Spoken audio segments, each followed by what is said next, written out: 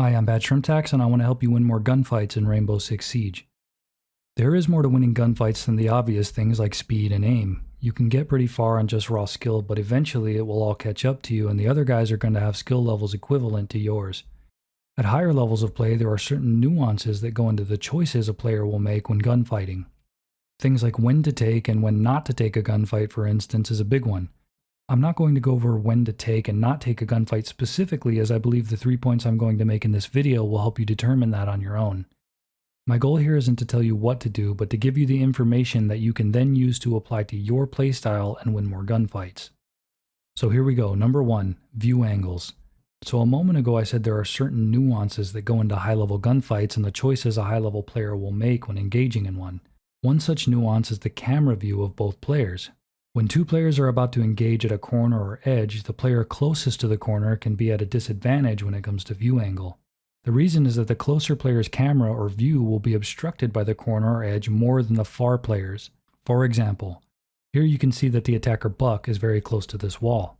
On the other side of this wall is the defender Jaeger. Here is Jaeger's point of view. Jaeger can see part of Buck's arm, leg, and head. However, from the other point of view, Buck has not even seen Jaeger yet. Now as Buck backs away from the edge, Jaeger comes into view.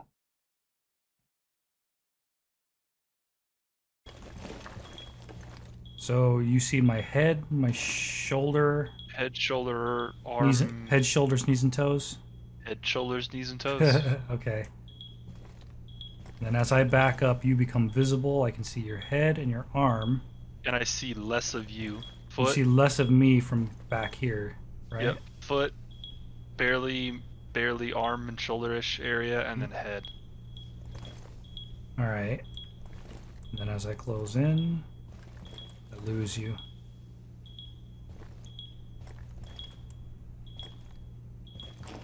This is what I mean when I say the player closest to the corner or edge can be at a disadvantage when it comes to view angle. So when going for a peek or holding an angle, you'll want to keep in mind your position and the position of your opponent, because whoever is closer to the edge will likely have a lesser view around the corner or edge and possibly be seen first without ever seeing their opponent. However, this is just one thing to think about when taking a gunfight, and there are other factors to keep in mind.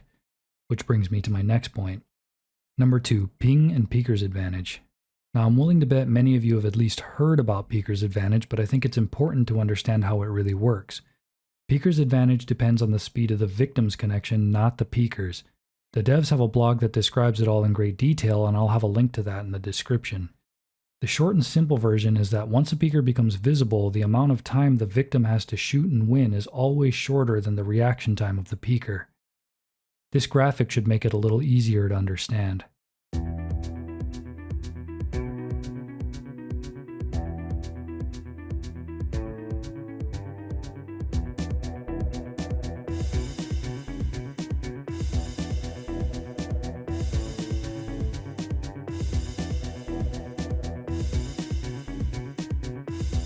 So even if the peeker's ping is higher than yours, they still have an advantage. However, having a lower ping as the victim does improve your chances greatly, as your window of opportunity to shoot first and have your shot registered by the server first increases. However, the peeker does usually have the advantage, and this means that you should always try to be the peeker. Even if you're defending or anchoring a site, try not to sit around motionless holding an angle and waiting to get peeked. It is a good rule to always be moving and active unless you have a really good hold or you don't want to be heard while going for a stealthy play. If you do really want to hold the angle or feel it's your best bet, you need to try to offset the peeker's advantage with advantages of your own. Use cover and surroundings to try and take less damage or be less noticeable, or try to be in a location or space that would throw off the peeker's crosshair placement and have good crosshair placement of your own. Which brings me to my last point. Number 3, crosshair placement. If you've watched my other videos, you've probably already heard me talk about crosshair placement, but I can't stress enough how important it is, and I want to elaborate more on the subject. It can really make the difference, and even if both players in a gunfight take into account the view angle of their peek, and both peek at the same time, and both have the same ping, but one of them has good crosshair placement and the other doesn't, you can guess who's going to win that fight. Let me just play a clip from one of my other videos where I talk about crosshair placement. So here in this example, this is actually me, and my crosshair placement is bad. My crosshair is placed in an empty corner and I'm looking at nothing. A more sensible spot would be either here or here, but in this case I heard them outside main door, so here is the best place for it because that is the most imminent threat. However, as I go for the peek, I put my crosshair in the right place, which is head height and as close to where the threat will be coming from as possible.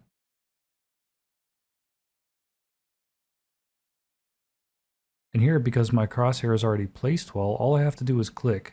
No wasted movement, no extra time to flick, and give the other player time to shoot me first. And here again, my crosshair is already in a good spot, so the amount I have to move it is minimal. Many players who haven't yet learned crosshair placement often have their crosshair pointed at the floor so they can see better without the gun blocking their view. Or sometimes they stop to think and listen and let the crosshair point at the floor while they do that. It should at least be pointing at something. If this is you, then this is a habit you should definitely break. So now that you've seen that, let me just add some points to it. One thing people do, even if they initially have good crosshair placement, is they get a kill and then lose it. They stop to think or take off running and immediately get refragged. Here's an example of what you shouldn't do. Here in this example, I kill the attacker coming through the door. Then I look off into nowhere and start reloading immediately, even though there are still 4 active attackers left in the round. However, I'm always trying to be mindful of the refrag and crosshair placement, and I catch myself and refocus and replace my crosshair as soon as possible. In this case, it worked out for me. Now here's an example that's more ideal.